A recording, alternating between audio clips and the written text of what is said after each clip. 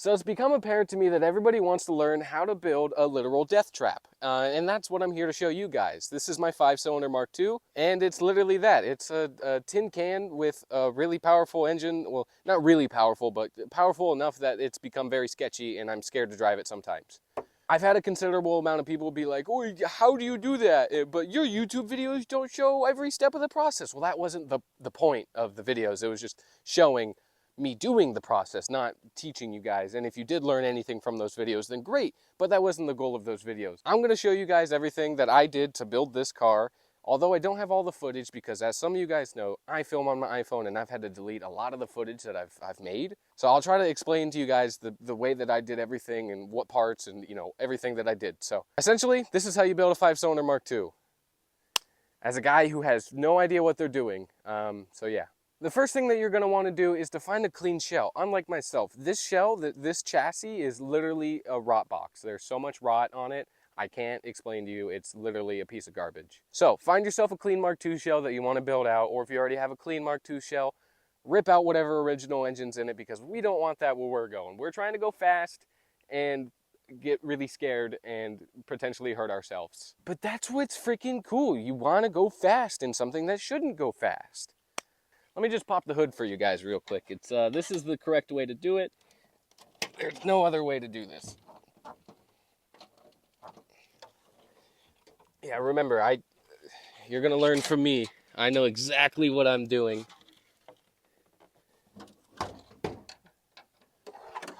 Trust me, I know how to build a car. I know what I'm doing. Now what you're gonna want to do is rip out the original engine. Get rid of it. It's literally worthless. It makes like 80 horsepower. And if you're one of those guys who like really likes the 16 valves and wants to, you know, keep it OEM, then so be it. But I'm not one of those guys. I like to go fast. And then you're gonna want to head to the junkyard or eBay and look for an 07K, preferably one that comes from like a 2008 and up. And you're gonna want to choose the ones that have the engine code CBTA. Now, why CBTA and not CBUA or any of the earlier ones? Well, it's because the CBTA comes as a MAF-less car. So this car has a MAP sensor. You don't have to deal with the whole MAF setup. And the CBUA is a California emissions car, so it has 3 oxygen sensors, which is completely unnecessary. We don't need those where we're going. So you're going to want to choose the CBTA. Now, what are you going to pair to the CBTA 07K that you just purchased at the junkyard for $200? Or you're going to want to pair an O2J out of it. You can get an O2J for the same amount of money, and those come in Mark IV cars. So get yourself an O2J, they're also cheap. Now you can, you know, spice it up a little bit and get a 6-speed and you can be all cool, but we're not about that life here. We're about doing everything on a budget. Then you're going to also want to go get a swap kit that is made for this car. If you're like me and have no fabrication skills or the tools to properly do it, go get yourself a kit. It makes life a lot easier. Now, I have a Eurowise kit, but they no longer make them. And the only other options for a Mark II is fabless manufacturing. And I have nothing but good things to say about fabless manufacturing. And I know, before you say anything, yeah, they're a little bit pricey, but trust me, I have some fabless manufacturing stuff on this car, and the quality is top notch. So you're paying for what you get. Like, it's well worth it, trust me. So after you have your original engine pulled out of the car, you're going to want to put in your swap kit. And make sure you do all the fancying to the engine bay that you want. Now, I painted this engine bay a green color. It looks pretty good. I think it's kind of cool. But make sure you clean up your engine bay a little bit. It doesn't have to be anything fancy. You don't want your build to be crusty. Now, this car is crusty. Don't get me wrong. But at least make it look nice. It's kind of like polishing a turd. Just make it look kind of nice. And after you do that, put your swap kit in and mount the engine for the first time. Now, when it comes to the electrical side of this car, that's the thing that I was most afraid about. So let me try to explain the best that I can, even though I still have no idea how to do any of the wiring stuff. You're going to want to pay for somebody else to do it for you. Now, this was probably the most expensive part of this process, but in hindsight, it's well worth it because I didn't have to deal with any of this. So, when it comes to the ECU, you're going to want a very specific ECU. The part number is something like 07K 906055. And the last letter that it ends with has to be L, M, N, P, or Q. Now, I don't know if that's the specific part number that we need. I'll I'll say it right now. I'll pause the video and I'll say it right now in a voiceover if that's actually the numbers that we need, but I don't remember. Forget the L. It's N, M, P, or Q. And then go get yourself a harness. So I got my harness from S&P Automotive. I have no complaints. Obviously, it's a little bit pricey, but that's just kind of one of the things they have to make a sacrifice for. There's other options out there. You can go to TDC Shop, or you can go to S&P, or I think Stance Dubs might still do harnesses. I don't really know. But you want to get a harness, and then you're going to want to put it into the car. This gets plugged in down here. So now that you have your swap harness, it's all connected to the 07K, and you have it going through your firewall, and you have your EC hooked in, what you're going to want to do now is find a wire to wire up your trigger wire to. So now that has to be 12 volts switched power. I shouldn't have filmed this today. It's freaking hot out, dude. It's 90-some degrees. So find a wire that's 12 volt switched power. I found mine in the OEM chassis side of the harness. Found this blue wire that was in this old terminal. This old connector was for the OEM Mark II engine harness, so I don't need it. It's just chilling there. So what we have now is just a quick splice trigger wire into that one, because it was switched power and it was off when the key was off. You can find it, just use a voltmeter and keep switching the key back and on like back and forth. Just keep doing that over and over again. And then my specific harness came with a fuel pump lead, so you're going to want to find your original fuel pump power, and then you're going to want to wire it into the S&P side of the harness and then go from there. It's really simple, and even though I don't know anything about wiring and I made a big fuss about it because I was really confused and scared and nervous, I figured it out. And so, you know, if I can figure it out, I'm really stupid. You can probably figure it out too. There's people out there who can help. As long as they're not condescending assholes, they will be willing to help. And most everybody was not condescending, but some people were. It's too hot, dude. Holy shit. Now you're going to want to figure out what fuel pump that you want to run in the car. Now, I went a route that nobody else seems to do, and a lot of people have given me a lot of flack for it, but since they started doing that, I was like, you know what? I'm going to make this work just to say f you. So that's what we did. So if you want to be like me and give yourself a headache, go buy a Dishworks 200 fuel pump and then strap it onto the Mark II OEM sending unit and call it good. Now, a lot of people have told me that you can get a Mark III VR6 sending unit and a Mark III tank, and it's, you know, the easiest way to do it. But again, we're doing this on a budget, and I don't want to spend any more money on anything else. And then once you make sure that the fuel pump actually works... Yes!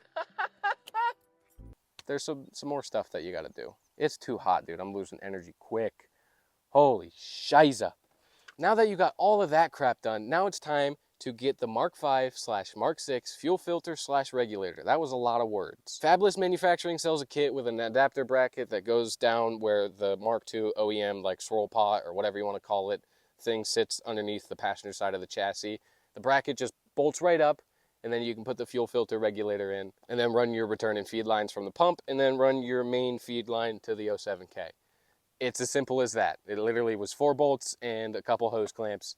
And the first time that I did it, I had the feed and return line flip-flopped on the filter. So don't do that. Make sure that they go the right way the first time. But once you do that, then you'll get fuel to the engine and you'll be happy. So now with the fuel filter/regulator in, now it's time to see if the engine actually even cranks over, turns over, and it'll fire up. So sit inside of your car, get really nervous and really scared, and start cranking the engine and see if it fires up. And if it doesn't fire up right away, spray some brake clean in the air intake.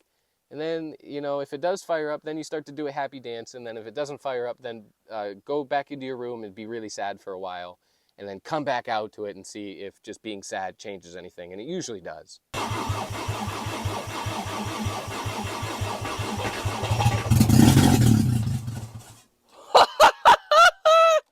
And voila, that's it. You're done.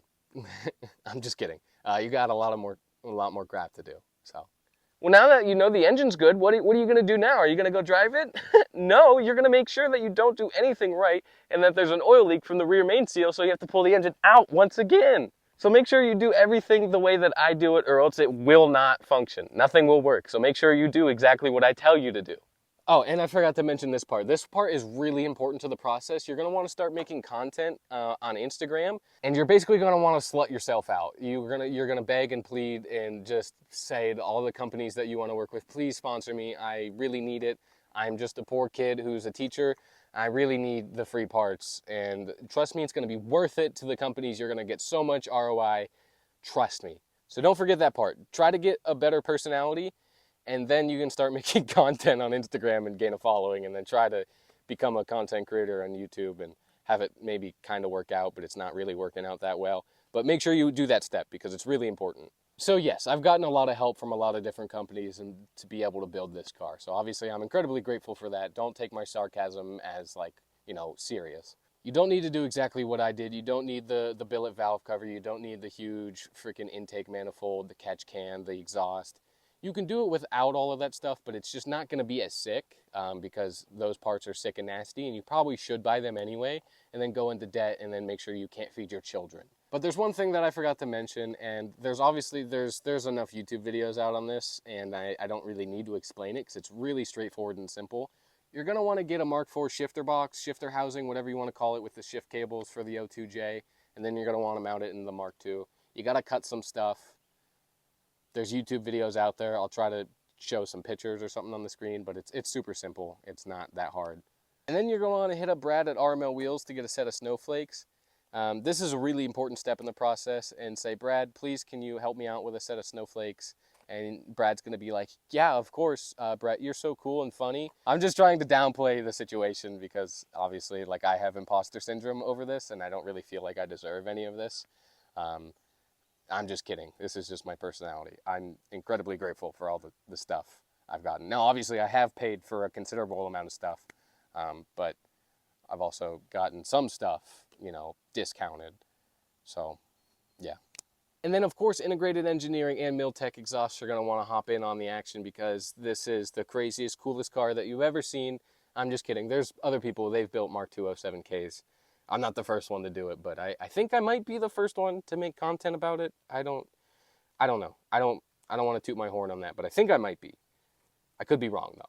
So then we get set up with this integrated engineering intake manifold, and New German Performance helped me out on this integrated engineering valve cover that I then polished, and then we have the APR high performance coil packs, and then you're going to want to make sure that you get red so that you just get that extra 10 horsepower. That's obvious. You guys know this. And then since you have no fabrication skills, you're going to want to go to AutoZone and basically get dryer exhaust like piping. That's pretty much what it is. It's just like a flex piping, and then you're going to want to connect that to your very, very high quality Milltek exhaust cab pack. And then that's going to make a perfect sounding 07K, I promise. It literally sounds insane. Like, it sounds so good.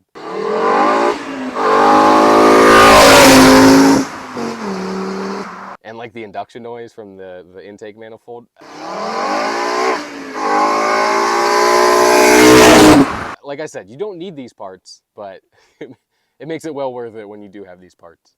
So obviously I'm just being a smartass when it comes to some of this stuff, but I do want to actually help the people who want to build something like this because I had no idea either. So any help that I've gotten from the Volkswagen community, I'm incredibly grateful for. I'm just being a smartass because I've had some people be very condescending to me and be like, well, you did it, but you're not showing us how to do it. And I was like, well, that's not the point of the videos. I'm just showing you me doing it. And so this is my response to those. Nobody in particular, but there's been a handful of people who are like, why aren't you showing us how to do it? Beside from my obvious sarcasm, I actually am going to make a build sheet or like a Google Docs template and show you all the parts that I have and try to explain the best of my abilities of how I proceeded to do this. I'm talking like this car is actually done, but it's far from it. But we have it running and driving and functioning the way that I want it to. So I feel like we're at like the 90% point. Everything else is just kind of buttoning crap up pretty much. So if you are interested, there's going to be a link down in the description for a Google Doc with the build sheet. And that's going to cost you $10 to be able to get access. I'm just kidding. I wish I could be one of those people who would charge for something like that. Like on TikTok, you see people who like charge for like self-help books or something like that. I'm going to start doing that. This is my guide to build a 5-cylinder Mark II 07K that freaking rips. And then it's going to be like $200 for a monthly membership. So you pay $200. I'm just kidding. Hi, I'm Chris Hansen. So obviously this car is nowhere near completion. So there's going to be a lot more videos still up on this thing. But once we do get it completed and we get everything working how I want it to, there's definitely going to be a bunch of driving videos. There's going to be driving videos of me ripping it on the track, ripping it on the streets. I don't know what the content's going to be like because I've never done this before. So we're going to find it out as we go. But I'm really into making this content stuff. So leave a comment down below what kind of car you guys want to see me build next. I really want to try to find an E30 and do something with that. maybe like a 350 small block E30 swap. That'd be really freaking cool, I think. Oh, you know, why don't you get an LS? Well, freaking Jeremiah in West Virginia has a turboed fucking LS in his Chevy 1500. Like, yeah, everybody has a turboed LS. Like, I want to be different. So, I don't know. That's really it. If you guys thought this was helpful, you know, ask questions away. Head to my Instagram, DM me for questions. I'll try to be as helpful as I can be, but at the end of the day, I still don't really know what I'm doing. I've said it a million times, so I'm sorry if I'm beating the dead horse, but it's a miracle that this thing functions at all. So, take a seat.